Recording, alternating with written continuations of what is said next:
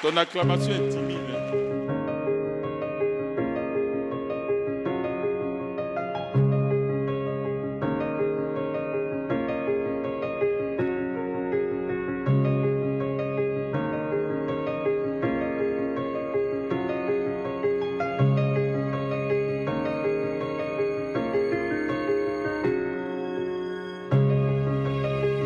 Gloire à Dieu. Est-ce qu'on peut donner des acclamations à notre roi des rois, à notre Seigneur des seigneurs, à ce Dieu merveilleux, à toi Dieu puissant, Dieu grand, qui nous donne l'opportunité de nous tenir dans ta présence, l'opportunité de t'adorer, de te louer, d'entendre ta parole. Seigneur, tu fais toutes choses par ta parole, tu guéris par ta parole, tu restaures par ta parole, tu transformes par ta parole. À toi l'honneur, la louange, la gloire, l'exaltation au sein des siècles, dans le puissant et précieux nom de Jésus. Merci Seigneur. Amen. Quelqu'un donne un bon amen dans le nom de Jésus. Voilà. Alors, chers frères et sœurs, content de vous retrouver pour notre série d'enseignements et de formation sur le thème principal qui est à son image pour dominer. Alléluia. Tiré de Genèse chapitre 1, verset 26. Romains chapitre 8, verset 29. Le Seigneur dit que ceux qu'il a connus d'avance, il les a aussi prédestinés à être l'image du Christ. Il les a aussi prédestinés à être image de Christ. Alléluia. Donc nous qui sommes nés de nouveau, nous sommes prédestinés à être l'image de Christ. Prédestiné, ça veut dire ce qui précède la destinée. Autrement dit, plus vous allez travailler à ressembler à Jésus, plus on va travailler à ressembler à Jésus, mieux on retrouvera notre prédestiné et on retrouvera donc par conséquent notre destinée. Amen, amen. Aujourd'hui, je vais partager avec toi, je vais parler avec vous donc sur les aspects de l'image du Seigneur, de la ressemblance du Seigneur, de l'image du Seigneur. On va toucher le thème « Manifeste tes bonnes œuvres prévues ». 2 points, la bonté divine. Manifeste tes bonnes œuvres prévues, la bonté divine. Dis avec moi, je manifeste mes bonnes œuvres que Dieu a prévues avant la fondation du monde. Je manifeste la bonté divine. Amen. Éphésiens chapitre 2, verset 10. Éphésiens chapitre 2, verset 10. La Bible dit, on va le lire ensemble, 1, 2, 3. Car nous sommes son ouvrage, ayant été créés en Jésus-Christ pour de bonnes œuvres que Dieu a préparées d'avance afin que nous les pratiquions. Amen. Voilà, ce passage dit que nous sommes nés de nouveau, nous avons accepté Jésus-Christ, nous sommes créés en Jésus-Christ pour de bonnes œuvres qu'il a prévues d'avance afin que nous les pratiquions. C'est dans ce sens-là que je tire le thème « Manifester les bonnes œuvres prévues », c'est-à-dire les bonnes œuvres que Dieu a prévues. Et la manifestation de ces bonnes œuvres-là, c'est ce que la Bible appelle la bonté divine. Dis avec moi la bonté divine. Amen. Alors, quand j'utilise l'expression bonté divine, en utilisant le mot divin, ça veut dire, je sais qu'il y a beaucoup de formes de bonnes œuvres, mais il y a des bonnes œuvres qui émanent directement du ciel, qui émanent directement de Dieu. Et celles-là, vous devez les appliquer, vous devez les faire, les manifester. Amen. On va y arriver. Alléluia. Gloire à Dieu. Alors, tu comprends donc que je vais parler de la bonté. Alors, pourquoi la bonté comme image de Jésus? Pourquoi la bonté comme image de Jésus? Galates chapitre 5, verset 22, le Seigneur nous dit en Galates 5, 22, « Or, le fruit de l'esprit, c'est l'amour, c'est la joie, la paix, la patience, la bonté. » Amen. L'amour, la joie, la paix, la patience, la bonté. Qu'est-ce que c'est que la bonté? La bonté, c'est le 5e élément. Et vous savez, le chiffre 5, c'est le chiffre de la grâce. Amen. Le thème qu'on va traiter ici va déployer dans votre vie beaucoup de grâces divines. C'est la clé pour multiplier les grâces divines dans votre vie. Amen. Donc, le 5e caractère de Jésus-Christ, parce que le fruit de l'Esprit sont les caractères de Jésus. Lorsque le Saint-Esprit est en toi, l'Esprit de Christ est en toi, parce que le Saint-Esprit, c'est l'Esprit de Jésus. Alors, quand le Saint-Esprit est en toi, il produit les œuvres de Jésus. Et les œuvres qu'il produit, c'est l'amour, c'est la paix, c'est la joie, etc. Le caractère qu'il produit. Et le 5e de ces caractères-là, caractère de grâce, c'est la bonté. Amen, c'est la bonté. La Bible dit dans le livre de Exode, chapitre 34, verset 6, Dieu se présente à Moïse en disant, « Je suis l'Éternel, lent à la colère », qu'on a étudié donc la patience, arrête, etc. Il va dire, l'Éternel devant lui s'écria, l'Éternel, l'Éternel miséricordieux, compatissant, lent à la colère, riche en bonté. Et même les termes qui précèdent, tels que miséricordieux, compatissant, ça fait partie de la bonté. Amen. Donc, quand Dieu se présente, il se présente comme étant quelqu'un qui est bon, qui pardonne beaucoup. Quand Dieu se présente, il se présente comme quelqu'un qui a de la compassion, qui est compatissant. Lorsque Dieu se présente à Moïse, il se présente comme quelqu'un, comme un être qui est patient, arrête, lent à la colère. Et il se présente comme un Dieu qui est riche en bonté. Dieu n'est pas seulement bon, Dieu est riche. C'est-à-dire que ses bontés sont illimitées. Alléluia. Être à l'image de Christ, être à l'image de Dieu, c'est être aussi riche en bonté. Quand Dieu dit, Dieu a créé l'homme à son image, à sa ressemblance afin qu'il domine, ça veut dire que Dieu t'a créé, toi aussi, riche en bonté. Pas avare en bonté, pas rare en bonté, mais tu es prospère dans la bonté. Dieu est prospère en bonté. Alléluia. Ça veut dire qu'en Dieu, on peut faire beaucoup de bonnes œuvres. Amen, amen, amen.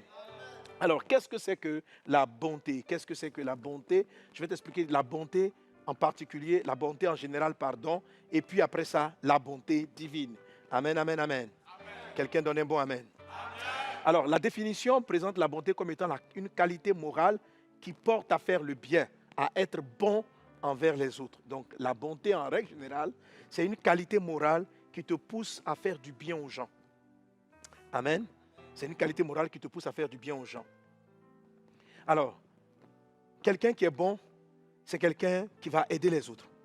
Quelqu'un qui est bon, qui a de la bonté, c'est quelqu'un qui ne va pas être indifférent aux besoins et aux souffrances des autres, qui va essayer de leur apporter, de leur faire du bien. Quelqu'un qui est bon, c'est quelqu'un qui aime faire du bien, qui pense du bien des autres et qui souhaite leur faire du bien. La Bible dit que Dieu est riche comme ça. Quand Dieu regarde des gens, il a de bons projets pour chacun d'entre nous. Quand Dieu regarde une personne, il a de bons projets.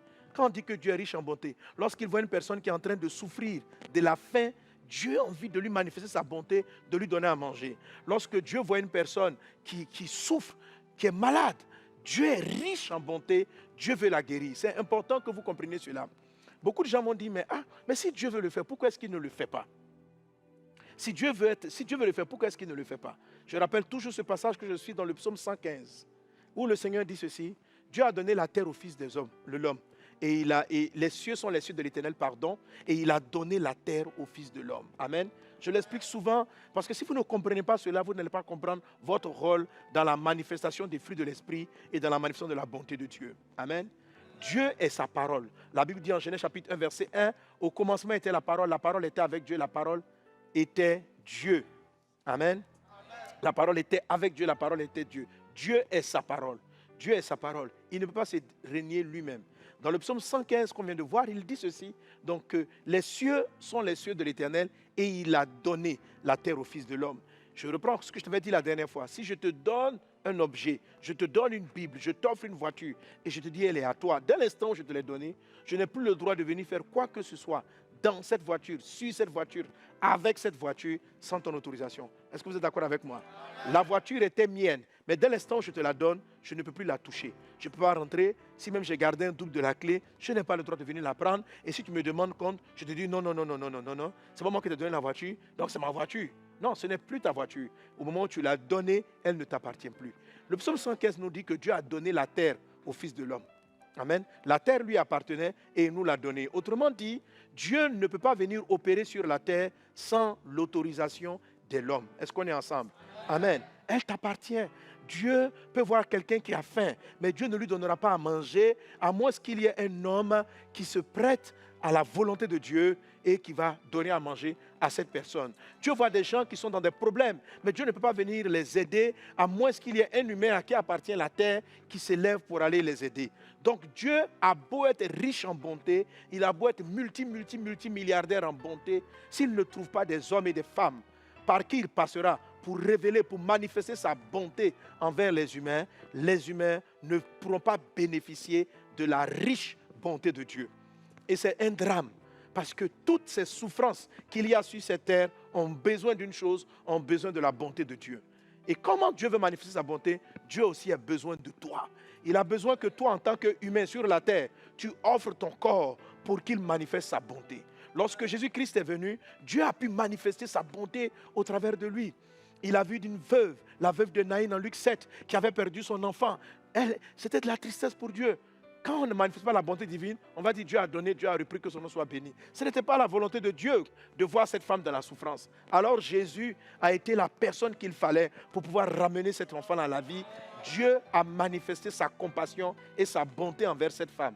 Dieu est celui-là qui devait un aveugle né de naissance, Bartimée. Ce n'était pas la volonté de Dieu. Ce sont les circonstances, c'est le péché de l'humanité qui a fait que Bartimée est resté aveugle. Mais Dieu a manifesté sa richesse de bonté. Pendant que Jésus passait à côté de lui, il a recouvré la vue. Que Dieu trouve en toi un homme, une femme, au travers de qui il pourra montrer la richesse de sa bonté sur la terre. Quand Dieu voit des gens qui n'ont pas de logement, un jour Jésus a vu une foule, la Bible dit ça fait 3 jours ils marchent avec nous et ils n'ont rien eu à manger. Dieu a manifesté sa bonté, il a multiplié les pains pour que chacun d'entre eux puisse avoir à manger.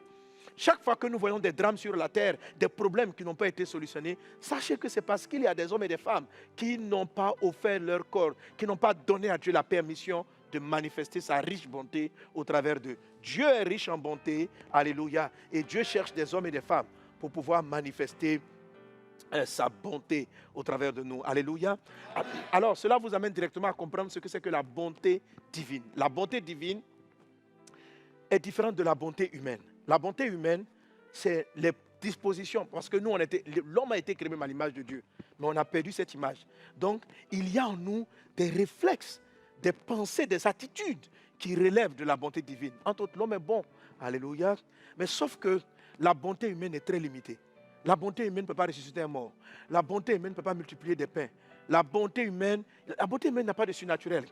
La bonté humaine va se faire avec les ressources humaines.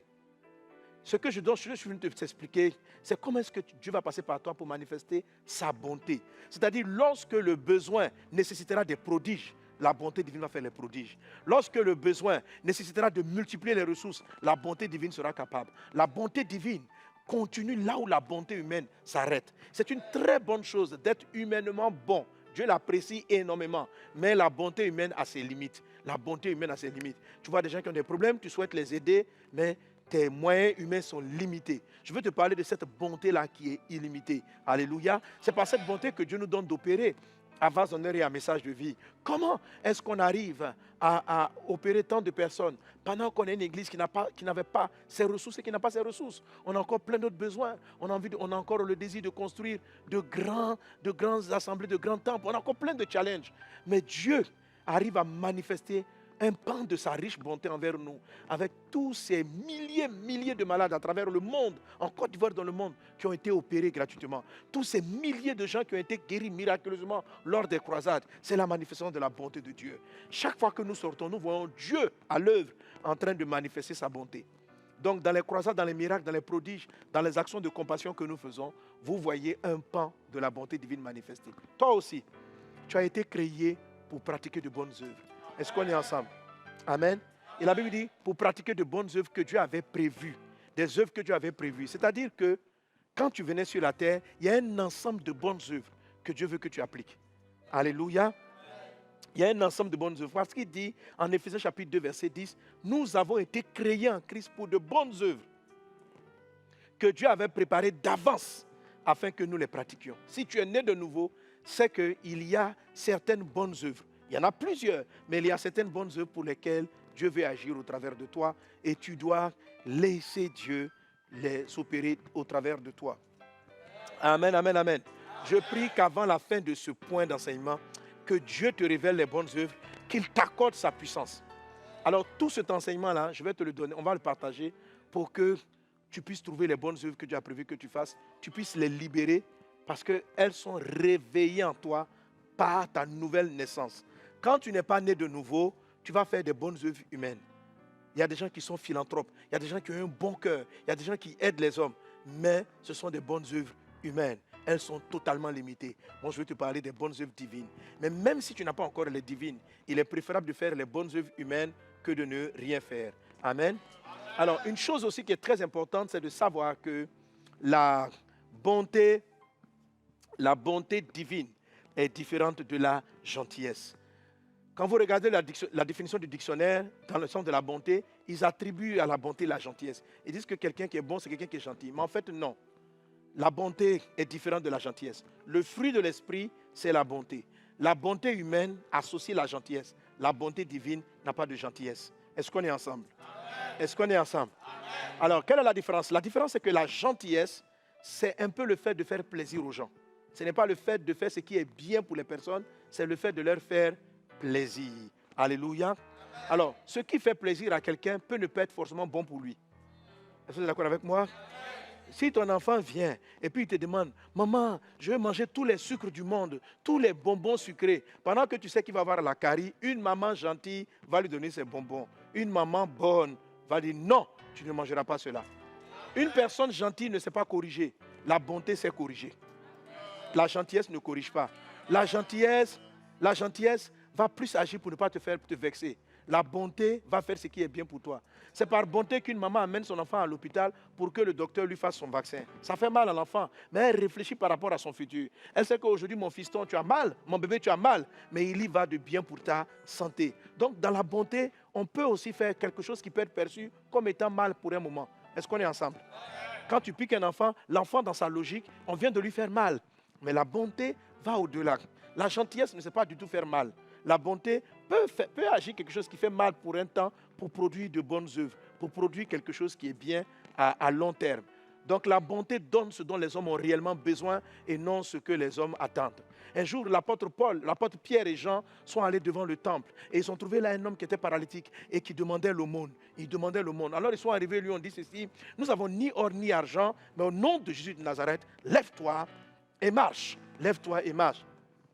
Est-ce que c'est vrai que les apôtres n'avaient ni or ni argent?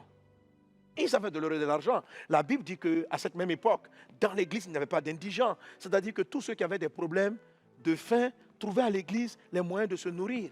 Donc, ils auraient pu prendre le paralytique pour dire, bon, viens chez nous à l'église, on a un service social qui va faire en sorte que tu ne seras plus en train de mendier. Même s'ils avaient la capacité de le faire en tant que les responsables de l'église, ce n'est pas ce moyen-là que Dieu voulait utiliser. Dieu voulait rendre ce monsieur capable d'utiliser ses jambes. Il voulait le rendre capable de travailler. Il voulait le rendre capable. Donc la bonté divine n'a pas été de lui donner les pièces d'argent qu'il voulait, mais ça a été de guérir son infirmité. Amen. Quelquefois, des gens viennent vous demander de l'argent. La bonté divine ne donnera pas peut-être de l'argent, mais la bonté divine va t'apprendre à chercher l'argent.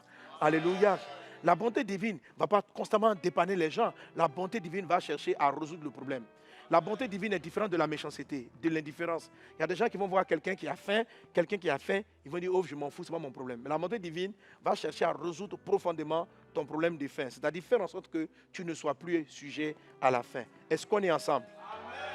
C'est ainsi que lorsque Jésus faisait des miracles, Jésus les faisait pour qu'on puisse les reproduire. Il donnait suffisamment de leçons dans les œuvres qu'il faisait afin que nous soyons capables de les reproduire, c'est-à-dire de manifester nous-mêmes la bonté divine. Que la bonté divine soit ton partage au nom de Jésus-Christ de Nazareth.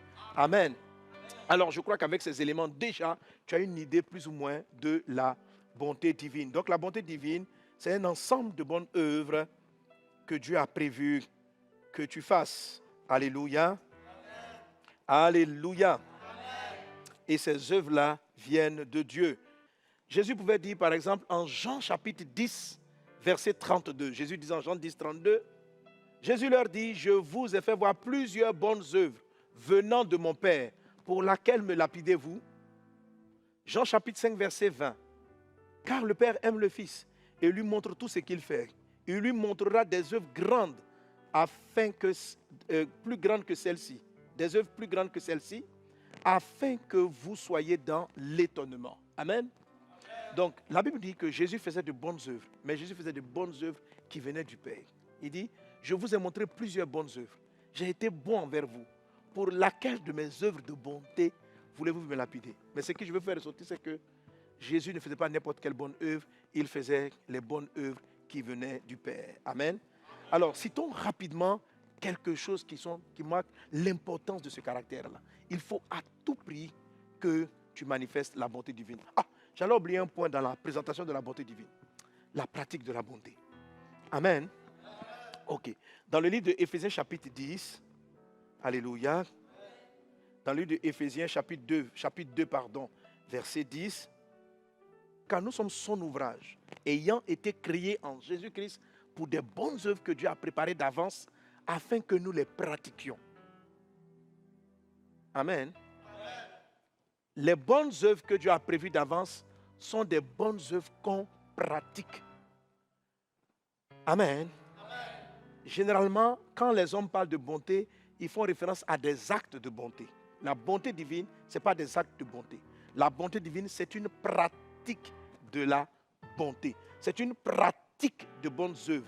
Amen. Quand quelqu'un pose un acte, on ne dit pas qu'il pratique. Lorsque quelqu'un va régulièrement s'entraîner et faire du football, on pourra dire qu'il pratique le football. S'il ne fait pas cela comme une pratique, on va dire je vais jouer un match de football. Mais quand ça devient un métier, quand ça devient quelque chose que vous faites régulièrement, on parle de pratique. Les bonnes œuvres dont tu parles, le Seigneur, ce ne sont pas les actes ponctuels que de temps en temps vous posez en train de payer le transport d'un frère par-ci, donner l'argent à un mendiant, aider une personne qui passe par-ci, par-là. Non, ce qu'on va prêcher là, c'est la pratique de la bonne œuvre, de la pratique des bonnes œuvres. Dieu dit, vous avez été créés pour pratiquer. Pas pour faire de temps à autre de bonnes œuvres, mais elle doit devenir pratique. Il dit la même chose. Tite chapitre 3, verset 8. Lisons Tite 3, 8. Cette parole est certaine. Je veux que tu affirmes ces choses afin que ceux qui ont cru en Dieu s'appliquent à pratiquer de bonnes œuvres. Voilà ce qui est bon et utile. Amen. Voilà. Quand tu as cru en Jésus, tu dois pratiquer de bonnes œuvres.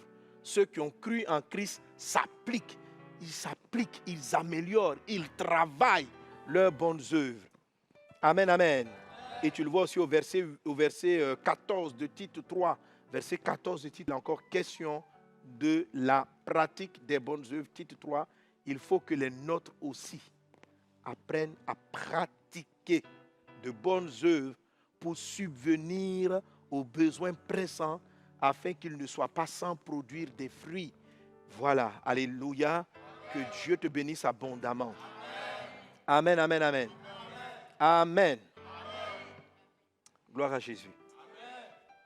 Alors, je vais te citer à peu près quelques points importants, environ 8, sur l'importance de la pratique des bonnes œuvres, l'importance de la bonté divine. L'importance, c'est de prime importance. Pourquoi je dis ça? Parce qu'il y a une forme de séduction qui est rentrée dans l'Église et qui nous font sous-estimer la pratique des bonnes œuvres.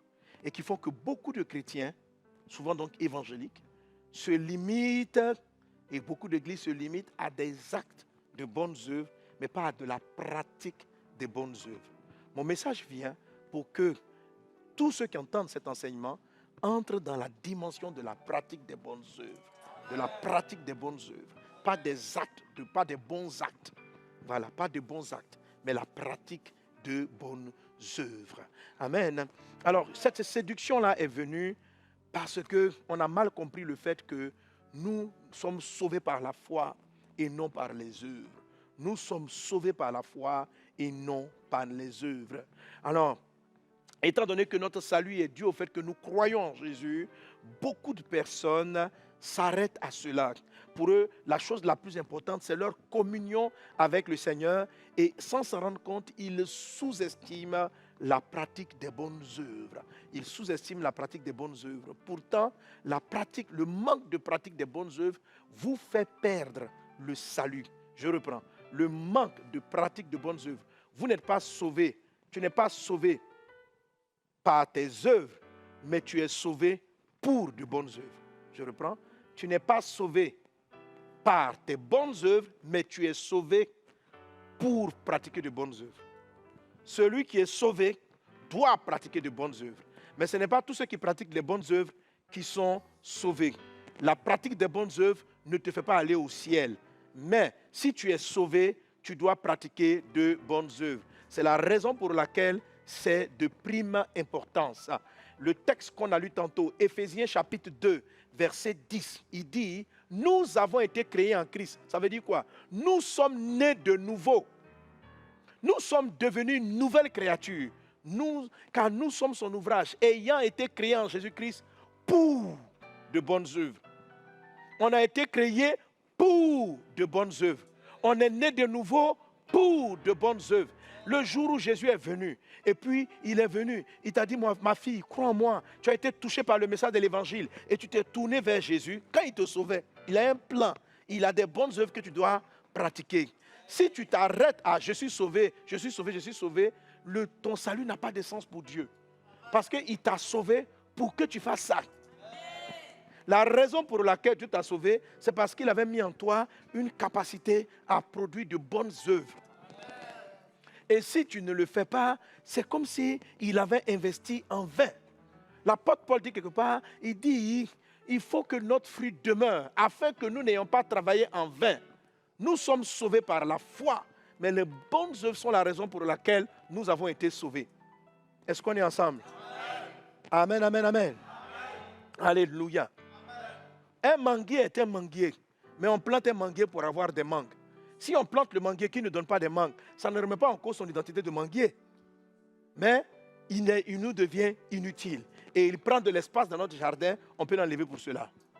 Si on voulait une plante de décoration, on aurait pris une plante de décoration. Si je plante un tomatier, si je plante un maïs, quand tu vois l'épi de maïs, tu sais très bien que c'est un maïs. Mais tu le plantes dans l'espoir qu'il donne du maïs. Si le maïs, s'il n'a pas donné le maïs, ta plantation est échouée. Christ, nous sommes nés de nouveau pour de bonnes œuvres. Si les œuvres là ne sont pas produites, nous avons échoué. Et c'est la parabole qui rentre, qu'il donne. Il dit ceci, qu'un homme est parti, il a envoyé quand le Seigneur va arriver, Jean chapitre 15, s'il voit des arbres, des branches qui n'ont pas de fruits, il va les arracher parce qu'elles sont inutiles. Les chrétiens qui ne portent pas de bons fruits, à un moment donné, le Saint-Esprit se retire de leur vie. Parce qu'il met beaucoup de grâce, d'onction dans ta vie pour rien. Moi, que ça ne fait rien. Et tu es assis seulement, tu viens à l'église, tu chantes Alléluia, Alléluia. Le Saint-Esprit est sur toi et ça ne donne rien. Il n'y a rien qui sort. Le Saint-Esprit se retire parce que tu as une perte de temps et d'énergie pour le royaume de Dieu. Ne soyez pas des pertes de temps et d'énergie pour le royaume de Dieu. Pratiquez de bonnes œuvres. Alléluia. Amen. Donc, c'est une première raison de l'importance. C'est la raison pour laquelle on est né de nouveau. Alléluia. Amen. Les bonnes œuvres sont les attracteurs, ou bien les mains de grandes faveurs, de grands miracles de Dieu dans notre vie. Ouais. La Bible dit ceci, l'arbre qui porte du fruit, son Père le montre afin qu'il porte plus de fruits. C'est-à-dire que quand tu commences à porter de bonnes œuvres, Dieu fait en sorte que tu en portes encore plus davantage. Amen. Il va t'augmenter. Que Dieu t'augmente au nom de Jésus. Mais j'étais en train de dire que tu dois porter de bonnes œuvres parce que les bonnes œuvres attirent davantage de grâce et des miracles et des choses extraordinaires. Quand vous lisez l'histoire de Corneille en Actes chapitre 10, la Bible dit, en Actes chapitre 10, verset 1, l'ange vient dire à Corneille, Dieu a vu tes prières et il a vu tes aumônes. Il les a vues. Et parce qu'il les a vues, il m'a envoyé te parler. Il dit, va chercher Pierre pour qu'il te prêche l'évangile. Qu'est-ce qui a attiré Dieu dans la vie de Corneille? Ses bonnes œuvres. Ce n'était pas encore forcément des œuvres divines, mais son cœur a attiré l'attention, le regard du Seigneur sur lui. Tabitha est revenue à la vie. Dieu l'a fait ressusciter à cause de ses bonnes œuvres. Elle apportait tellement... La Bible dit que c'est une femme qui s'occupait des pauvres, qui faisait des vêtements. On ne sait pas si Pierre avait déjà ressuscité d'autres morts. Mais la seule histoire qu'on a de la résurrection de morts dans la vie de l'apôtre Pierre, c'est cette histoire avec Tabitha. Les hommes sont partis le faire appeler. Pourquoi ils sont partis le faire appeler? Parce que quand vous lisez Actes chapitre 9, vous comprenez la valeur des choses. Il est dit qu'ils sont partis le faire appeler parce que l'église, la ville n'a pas accepté la mort de Tabitha. Elle n'a pas accepté la mort de Tabitha. Et ils sont partis la faire chercher. Quand ils sont partis le faire chercher, lorsqu'il est arrivé, la Bible dit que dès que Pierre est arrivé, ils lui ont montré tous les vêtements et les bonnes œuvres que cette femme-là faisait. Quand Pierre a vu ça, il dit non, elle ne peut pas disparaître. Parce que si elle disparaissait, il n'y avait personne pour remplacer le travail qu'elle faisait. Il n'y aurait plus personne pour manifester la riche bonté de Dieu, qui voulait que ceux qui n'avaient pas d'habits aient des habits. Dieu veut que les gens aient des habits. Donc Dieu même dit, si la femme là s'en va, mais qui va vêtir ceux qui n'ont pas d'habits? Cette femme-là mettait de nombreuses personnes à l'école. Mais si elle s'en va, qui mettra ses enfants à l'école? Cette femme faisait du bien, mais si elle partait, qui va? Donc quand les gens ont présenté, Dieu était au ciel. Peut-être que Tabitha était déjà contente d'être au paradis. Elle dit, oh, je suis rentré dans la joie de mon Père. Tu vas dire, vraiment, j'ai remarqué, mais je n'ai personne pour te remplacer dans le quartier. Pierre, il faut que tu la ressuscites. Prière va venir, elle va revenir. Je suis désolé, Je sais que tu aimes bien le ciel, mais il faut aller continuer ta vie sur la terre. Je vous assure, si vous pratiquez de bonnes œuvres, vous ne mourrez pas avant votre heure. Les bonnes œuvres parlent et que Dieu vous guérisse de votre maladie. Pratiquez de bonnes œuvres. Parce qu'au point où quand vous êtes couché à alité, Dieu dit, mais style à alité, là, je n'ai pas d'intérêt à ce que cette femme-là, cet homme-là soit alité. Tu es couché. Dieu va te faire lever. Dieu va te guérir. Dieu va garder ta santé. Parce que tu pratiques de bonnes œuvres. Alors pose-toi la question, si tu devais disparaître aujourd'hui, quel manque ferais-tu au royaume du ciel, au royaume de Dieu sur la terre? Alléluia. Que Dieu t'accorde de pratiquer des bonnes œuvres. En Luc chapitre 7, versets 4 à 6. Pourquoi Jésus est parti sur le centenier? Jésus avait dit aux disciples, n'allez pas prier pour les païens, pour ceux qui ne sont pas juifs. Mais la Bible dit que les pharisiens, les scribes, les prêtres sont venus voir Jésus. Ils lui ont dit, le centenier là, il mérite que tu t'en occupes. Luc chapitre 7, à partir du verset 4. Il dit, il mérite que tu t'en occupes parce qu'il a construit notre synagogue. Ils arrivèrent auprès de Jésus et ils s'adressaient des sans supplication disant, il mérite que tu lui accordes cela. C'est-à-dire, eux-mêmes, ils savent que Jésus, en tant que juif, ne doit pas aller dans la maison des non-juifs. Mais la loi, eux-mêmes, les juifs les plus rigoristes, ils ont dit, en tout cas, si c'est lui là seulement, il n'est pas juif, mais Jésus, on te demande pardon. On te demande pardon. On te demande pardon. Ils l'ont supplié. Va chez lui, va chez lui, va chez lui. Et quand Jésus a entendu qu'il avait bâti la synagogue, Jésus dit, allons-y. Parce qu'il a fait une bonne œuvre. Il a permis au peuple de Dieu qui venait adorer le Seigneur d'avoir un toit où adorer. La pratique de la bonne œuvre. Certains d'entre vous, leur pratique de bonnes œuvres, ça sera de construire des maisons pour Dieu. D'autres d'entre vous, ça sera de vêtir les pauvres. Ça sera d'habiller les démunis. Ça sera d'aller prendre soin des orphelins. Que Dieu t'accorde de pratiquer les bonnes œuvres au nom de Jésus. Alléluia. Amen. Oui, les bonnes œuvres attirent un regard très particulier de Dieu sur des personnes. Les bonnes œuvres, c'est votre carte d'identité, c'est votre passeport pour entrer au ciel. Je reprends. Les bonnes œuvres, c'est l'identité que vous présentez pour pouvoir accéder au ciel. Les bonnes œuvres. Quelqu'un va dire, mais je suis sauvé, je suis né de nouveau, je suis le fils de Dieu. En tant que fils de Dieu, j'ai droit au ciel. Oui, en tant que fils de Dieu, tu as droit à aller au paradis. En tant que fils de Dieu, dès l'instant où tu as cru en Jésus, tu es sauvé. Mais quand tu vas arriver au ciel, c'est comme moi, je suis ivoirien. En tant qu'Ivoirien, je dois vivre sur le territoire. En tant qu'Ivoirien, j'ai la liberté de circuler, de me déplacer sur tout le territoire ivoirien. Mais je dois le prouver par ma pièce d'identité. Par ma pièce d'identité. Quand je vais en Occident, quand je vais hors de la Côte d'Ivoire, lorsque je rentre, l'agent de police veut vérifier une chose. Ma pièce d'identité. Il regarde et il s'assure. Même s'il connaît mon visage. Aujourd'hui, beaucoup de personnes me connaissent à l'aéroport. C'est pas ça, on dit passer ton passeport. On ne sait pas peut-être que c'est un sosie. Hein? Peut-être que c'est un sosie. On doit vérifier ta pièce d'identité. C'est comme ça que vous devez comprendre Matthieu 25. Où Jésus dit au bouc, allez en enfer, parce que j'étais nu, vous ne m'avez pas vêtu. J'étais en prison, vous ne m'avez pas visité. J'avais faim, vous ne m'avez pas donné à manger. J'avais soif, vous ne m'avez pas donné à boire. J'étais nu, vous ne m'avez pas vêtu. Et il dit aux brebis, allez dans le royaume de Dieu, parce que j'étais dans des difficultés, vous m'avez aidé. C'est ça la bonté. Donc, qu'est-ce qui a fait que les boucs sont allés en enfer? Parce qu'ils n'avaient pas de bonnes œuvres. Dans le livre d'Apocalypse, il est dit que les bonnes œuvres des croyants les accompagnent. Il dit, vos bonnes œuvres vous accompagnent au ciel. Que tes bonnes œuvres t'accompagnent. Amen. Que tes bonnes œuvres t'accompagnent. Alléluia. Amen. Que tes bonnes œuvres t'accompagnent. Oui, nous sommes sauvés. C'est un peu comme je dis, je suis ivoirien. Ça, c'est mon identité. Tu es fille de Dieu. Tu n'es pas fille de Dieu par tes œuvres. Tu es fille de Dieu parce que tu as cru. Tu es fils de Dieu parce que tu as cru. Mais même tout fils de Dieu, ça veut dire que légalement, tu as droit à avoir une pièce d'identité. Et la pièce, tu vas devoir la présenter pour passer des frontières. Ton identité, tu dois devoir la présenter pour passer des frontières. Pour quitter la frontière terrestre et pour rentrer dans la frontière céleste, tous les fils de Dieu ont accès au ciel. Mais quand vous arrivez devant, dites carte d'identité. Alléluia. Amen. Amen. C'est comme ça que vous devez comprendre le passage de Matthieu chapitre 5, verset 45. Bon, on va commencer au verset 43. Matthieu 5, 43. Matthieu 5, 43 dit, vous avez appris qu'il a été dit, tu aimeras ton prochain et tu haïras ton ennemi.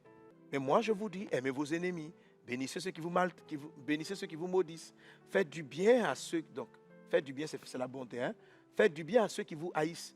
Et priez pour ceux qui vous maltraitent et qui vous persécutent. Afin que vous soyez fils de votre Père qui est dans les cieux. Ça, c'est un passage qui m'a beaucoup gêné. J'ai dit, mais on est fils de Dieu. On est fils de Dieu parce qu'on a cru en Jésus, parce qu'on fait du bien aux méchants et aux bons. Il dit, priez pour ceux qui vous maltraitent. Faites du bien autour de vous. Il dit, si vous faites ça, c'est afin que vous soyez fils de votre Père qui est dans les cieux. Alléluia. Alors, Dieu m'a fait comprendre ceci, c'est très important que vous le saisissiez. Vous savez, on a deux paternités.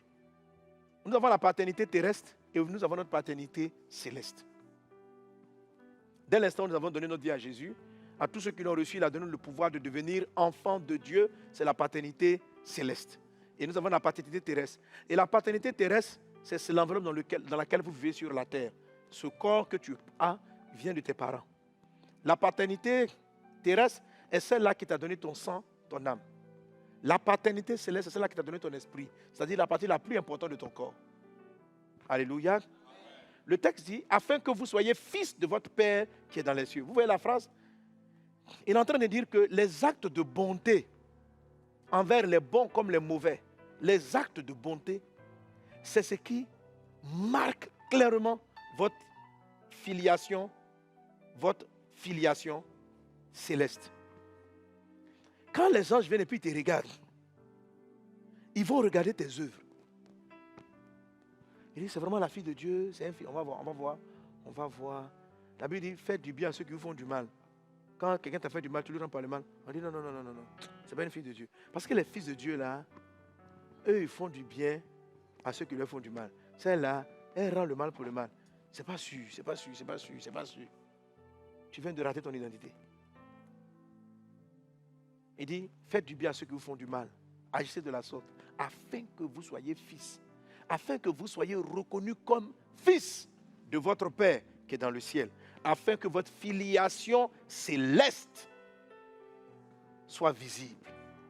Et c'est ta filiation céleste qui permet aux anges d'opérer dans ta vie, qui permet au ciel de s'ouvrir dans ta vie, qui te permet de voir des miracles extraordinaires. Je crois dans le nom de Jésus que chacun d'entre vous produira la bonté divine afin d'être fils de notre Père, de votre Père qui est dans les cieux. Alléluia.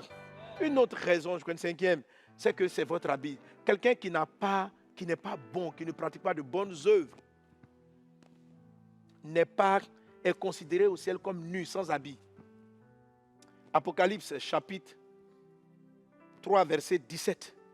Il est dit, Dieu dit à l'église de l'Odyssée, tu es pauvre, misérable, aveugle et nu. Alors j'ai compris que ne pas pratiquer de bonnes œuvres, c'est être nu. C'est être nu. C'est être nu. 1 Timothée chapitre 2, verset 10. Mais qu'elle se pare de bonnes œuvres, comme il convient à des femmes qui font profession de servir Dieu. Qu'elle se pare. Se parer, c'est s'habiller, c'est mettre des bijoux. Quelles dames-là se parent. Donc les bonnes œuvres sont une parure. Alléluia.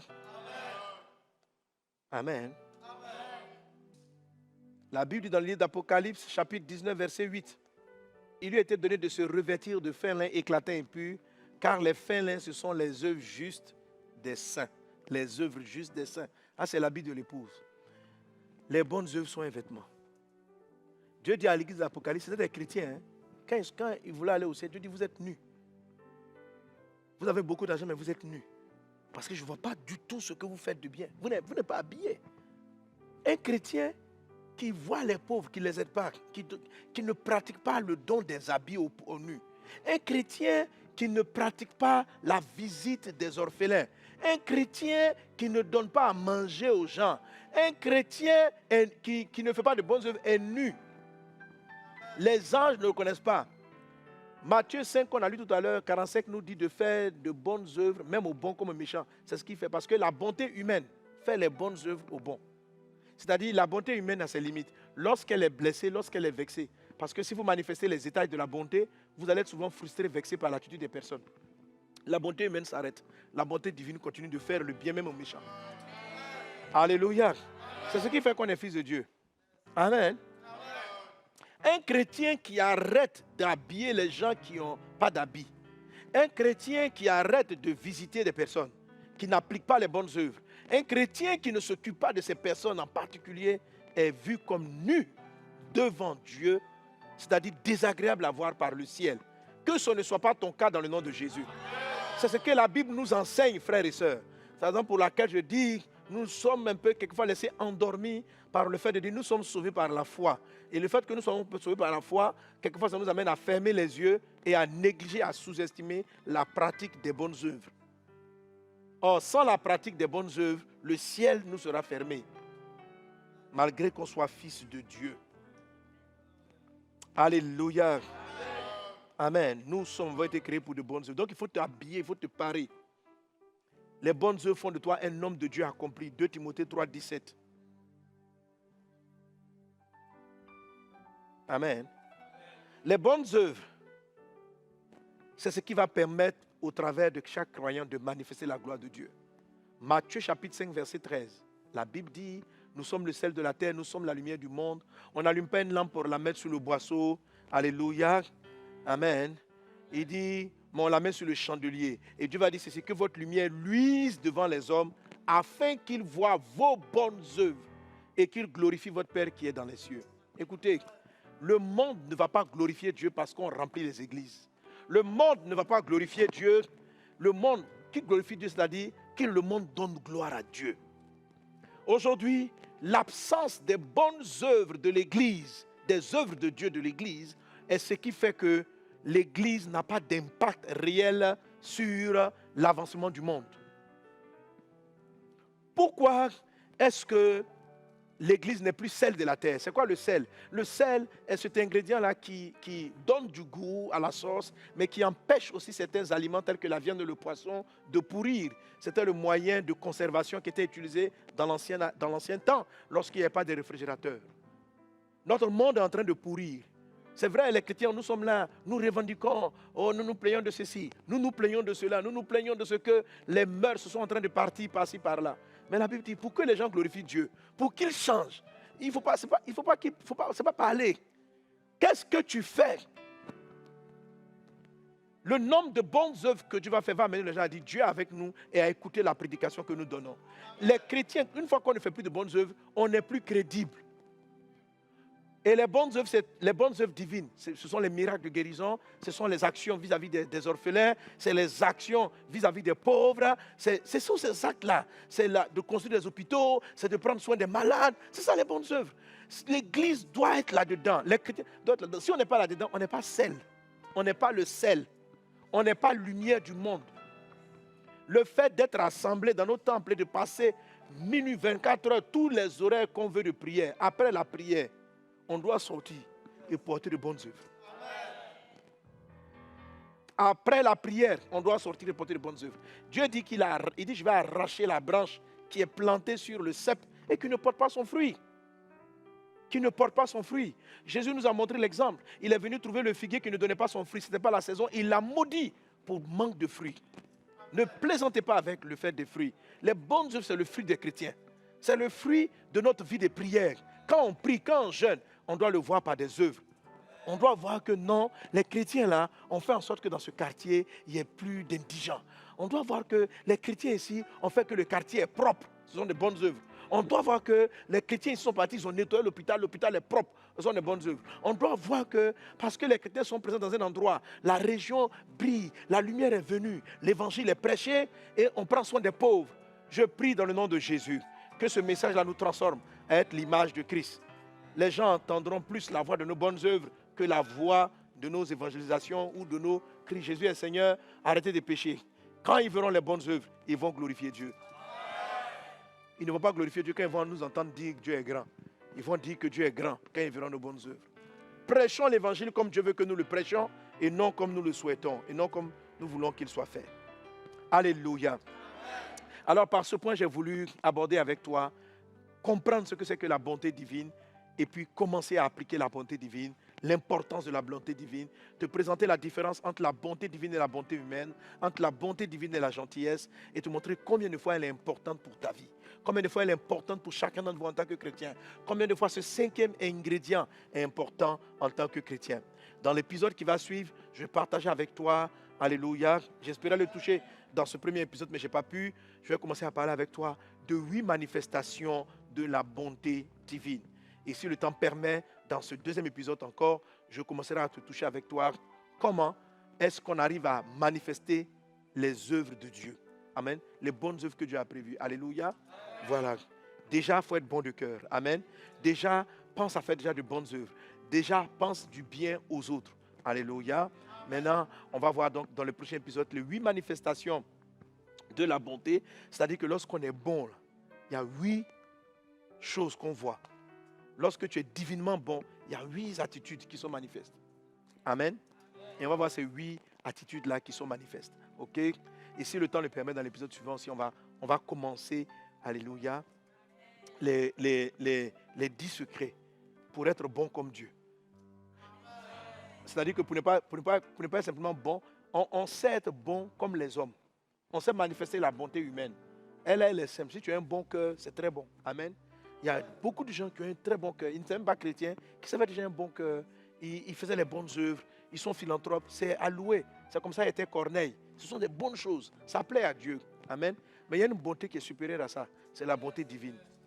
Écoute ce message pour passer au niveau de la bonté divine. Amen. C'est celle-là qui révèle les bonnes œuvres que Dieu a préparées d'avance afin que tu les appliques. Voilà, ces bonnes œuvres-là, elles viennent du ciel. Dieu va te les révéler et tu vas savoir. Donc, comment est-ce qu'on les retrouve? C'est ce dont on parlera. J'espère pouvoir commencer ça à l'épisode suivant. Que Dieu vous bénisse abondamment. Amen. On va prier par rapport aux choses qu'on a entendues. On va demander la grâce de Dieu et prier par rapport à cela. Amen. Père Céleste, que ton nom soit béni. Nous voulons maintenant porter du fruit.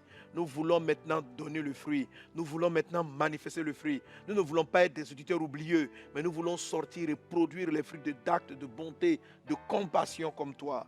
Merci Père pour tes bienfaits. À toi l'honneur, la louange, la gloire au siècle des siècles, dans le puissant et précieux nom de Jésus. Quelqu'un donne un bon Amen. Amen.